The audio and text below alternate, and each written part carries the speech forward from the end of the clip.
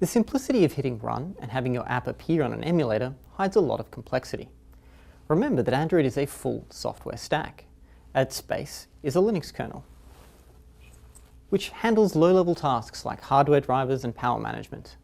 On top of that are some core C and C++ libraries like libc and SQLite, and the Android runtime. That includes core Android libraries and the Android virtual machine, Dalvik, or more recently, ART. Your apps run within its own instance of the VM using the classes and services provided here in the application framework. On top of that sits the application layer, which includes your app and every other app that's installed on the device. So when you hit run in Android Studio, the first thing that happens is your code gets compiled into bytecode that can be run in the Android virtual machine. That then gets installed onto the device.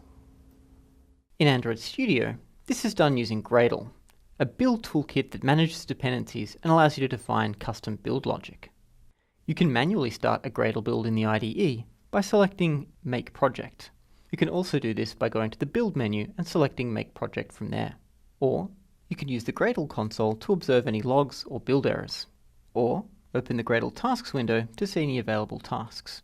Double-clicking on any of them will execute it. This all works from the command line too.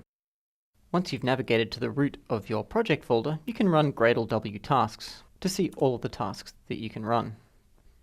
You can learn more about Gradle by checking out the links in the instructor notes.